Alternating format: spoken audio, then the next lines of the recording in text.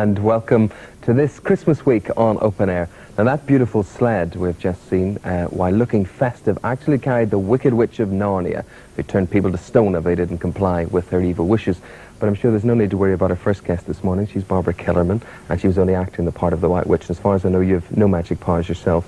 Well, actually, and that's not true to say, because you've this sort of bewitching presence, this magical acting talent that has had you cast opposite people like Roger Moore and very high, glamorous profile roles.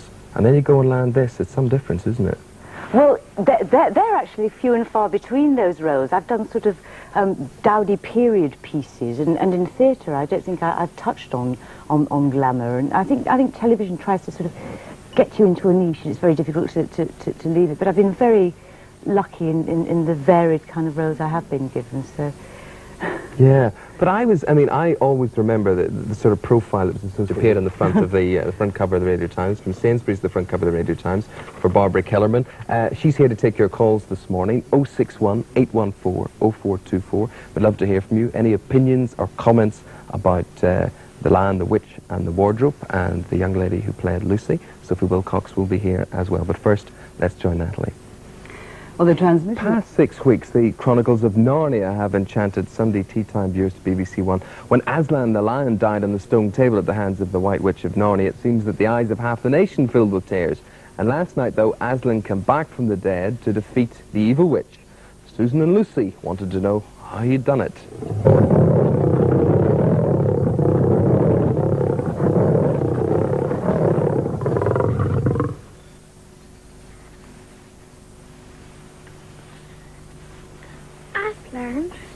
Could we ask you, how did it happen?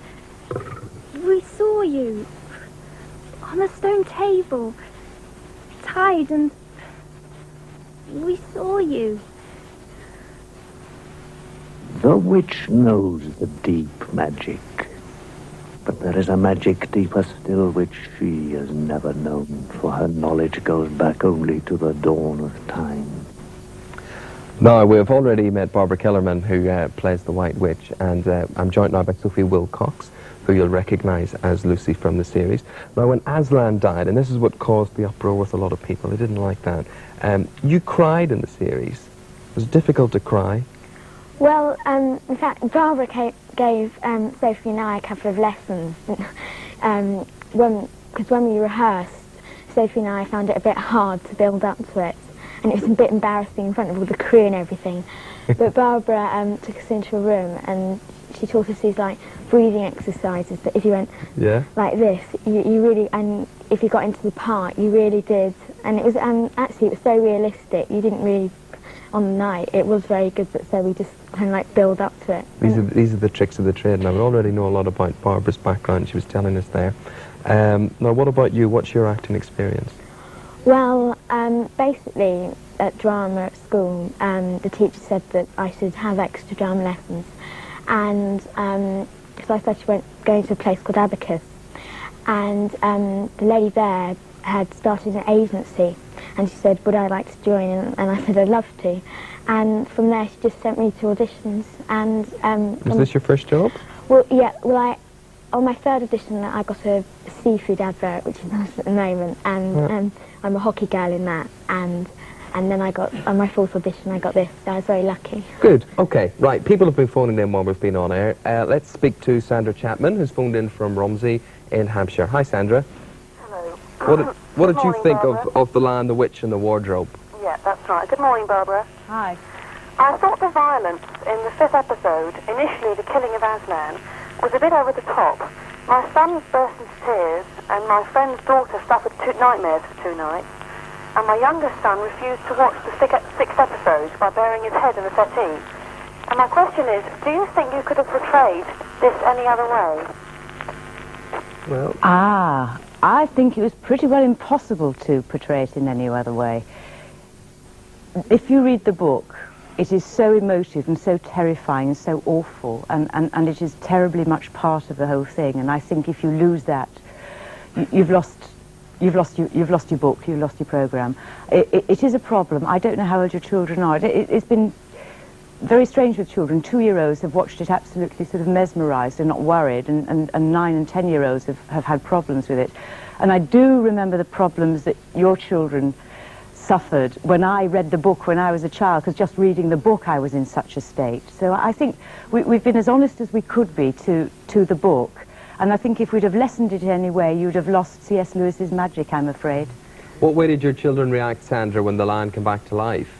Well, they were very pleased about it. You know, they're obviously very happy about it, relieved that he came back to life. But I thought it's a shame that they had to wait a week to see that, because they were worried the whole week that he was dead and not coming back. Because they loved the programme, absolutely loved it, and they're absolutely mesmerised, as Barbara's already said. And they believed everything that was going on. They couldn't wait to watch it. And I just thought it was a shame they had to wait a whole week to discover that everything was all right.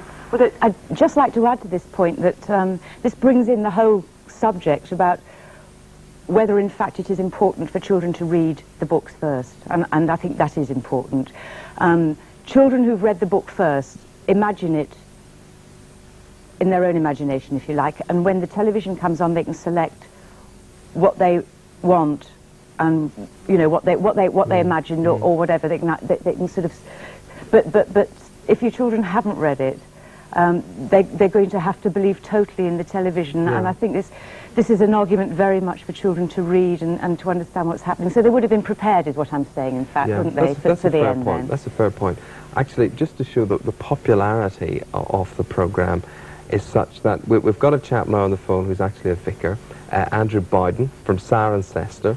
Now, Andrew, apparently you delayed your carol service for half an hour last night so that your congregation could actually see the Chronicles of Narnia. This is true? Yes, it is. Yes. Now, do you make a habit of this sort of thing? No, certainly not. But my family have all loved the book, and my daughter Polly has read it 9 times. We expected the Narnia on television to be awful, but actually it was quite excellent, and particularly Sophie won us over in the first instalment. And I was watching the last but one when Aslan was left dead on the stone, and I suddenly realised it was 6:15, which was exactly the time when our carol service was meant to be. And so I thought to myself, gosh, this is not any good. And I rang round a few people in the parish, and I found that there were lots of adults who would simply not have come to the carol service, as well as children. And so we decided to put it off. That's very good. Now, while we've got 2 of the actresses involved, do you have a question for any of them, Andrew? Well, yes, for Sophie, because my daughter Polly is a bit of an actress herself, and she's just played the main part of Scrooge in her... Here's a final one just for this morning. Stuart Walker from Brantford, Barbara, to you. Did you get on with the children in the series? Well, there's one here to ask. What was she like? Was she as horrible as that character she portrayed? No, she's very nice. It's very funny. There you are. Good, okay. We had a lot of laughs, didn't we? Yeah. Right, they'll be here to help For now. Hello, boys and girls. Just practicing for Wednesday's Wogan, when I'll be joined by a whole host of stars to celebrate that most British of Christmas traditions. No, it's not the annual showing of Mary Poppins. It's Panto. Why is it that grown men dress up as girls, lovely ladies put on pie boots and pretend to be boys? Join me on Wednesday at 7 and find out, me hearties. One more time. Hello, boys and girls.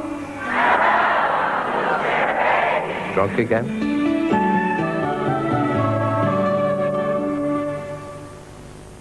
On Friday's kind of it as well, Jason. Right, the Chronicles of Narnia ended on BBC One last night with good in the shape of the children and Aslan the lion triumphing over the evil White Witch. Barbara Kellerman, who played the witch, is with us along with Lucy, one of the children, and she's Sophie Wilcox in real life.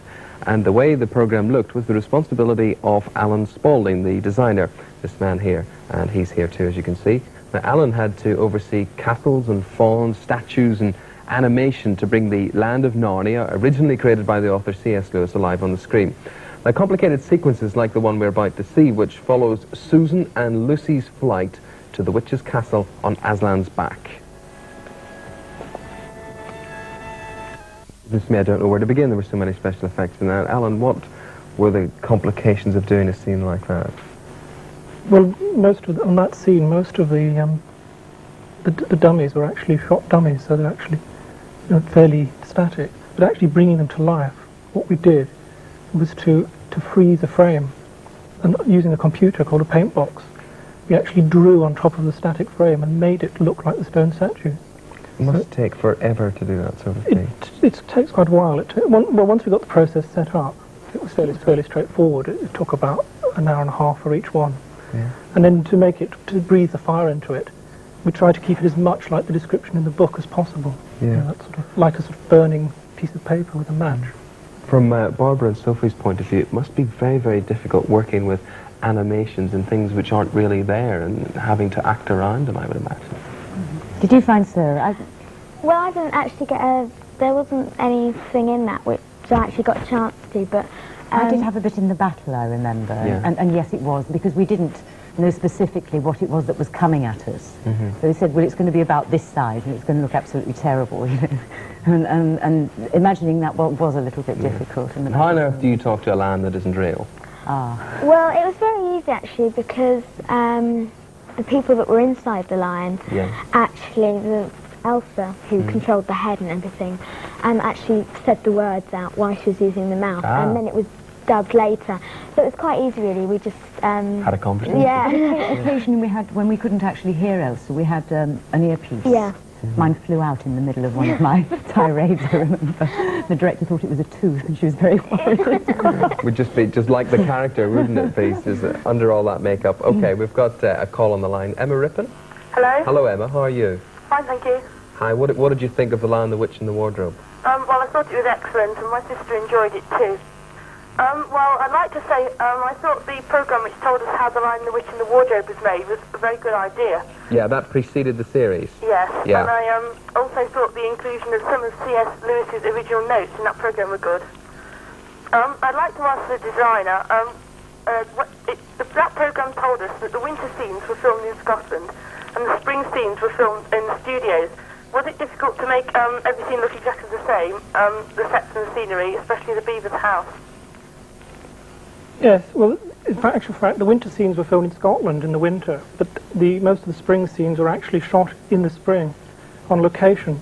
But the interior of the beaver's house was actually in the studio. But because we built the whole of the dam on location, it was fairly straightforward to actually rebuild the interior in the studio. It's a straight match.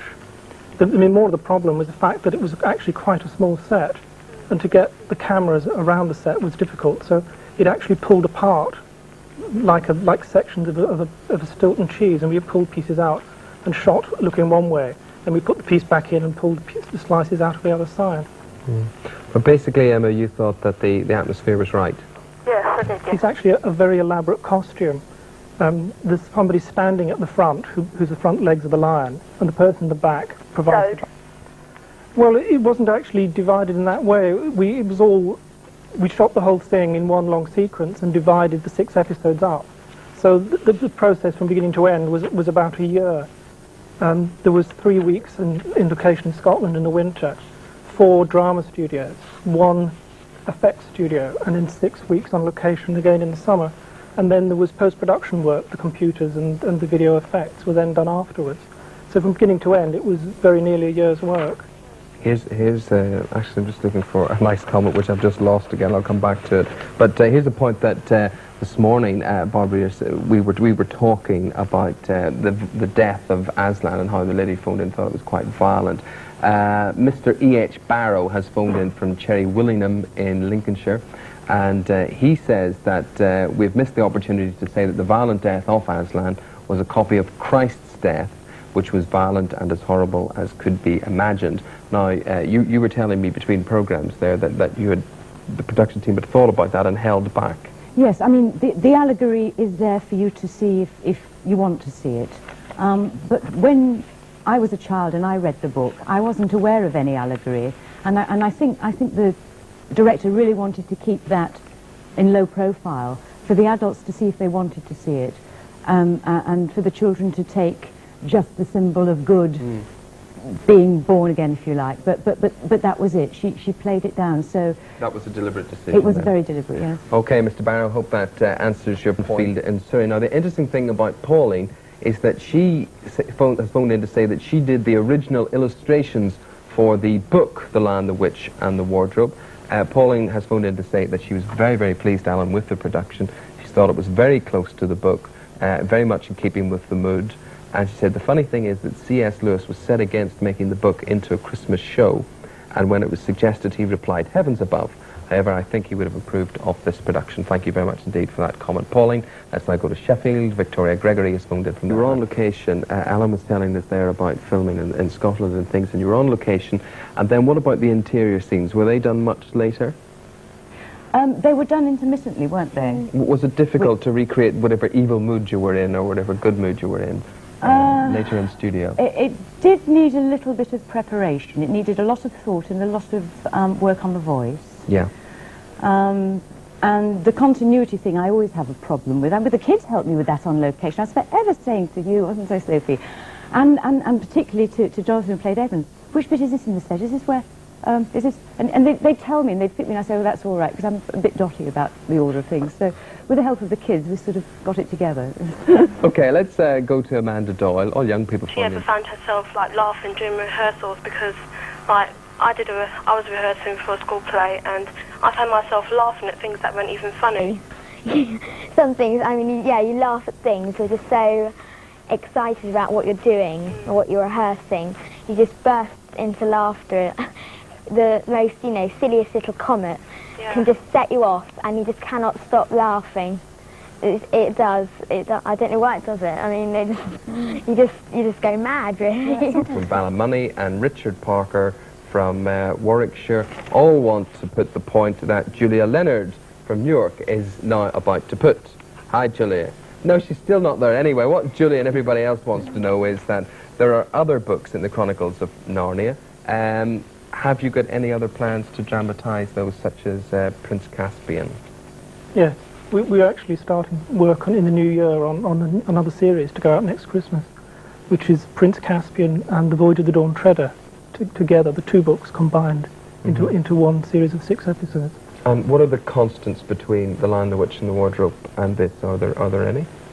There are a few. It's Narnia in the future. It's sort of like sort of Arthurian legends are to us now. It's sort of looking back, but the children all go on. The 4 children go into Prince Caspian, and the 2 youngest go on into The Voyage of the Dawn Treader, plus a new child called Eustace. Yeah, we've had a few criticisms about the animations. Some people felt that they weren't three-dimensional enough. Yes, I think we'd rather hoped that they would actually be more three-dimensional than they turned out. The witch's creatures were supposed to be more translucent than I think they came out to be, so you could actually see parts of the picture through them. And Aslan's creatures were based on heraldic beasts, and so the colours were sort of like lustres you get on medieval paintings. They certainly look heraldic, didn't they? But I think they weren't as well modelled as we'd hoped, and also the colours were much more vibrant. So that's something you could build upon for any subsequent yes, I hope so. Chronicles. Okay. Alan, lovely talking to you. Fascinating to get an insight behind the scenes. And Barbara and Sophie, thank you very much indeed for coming in today.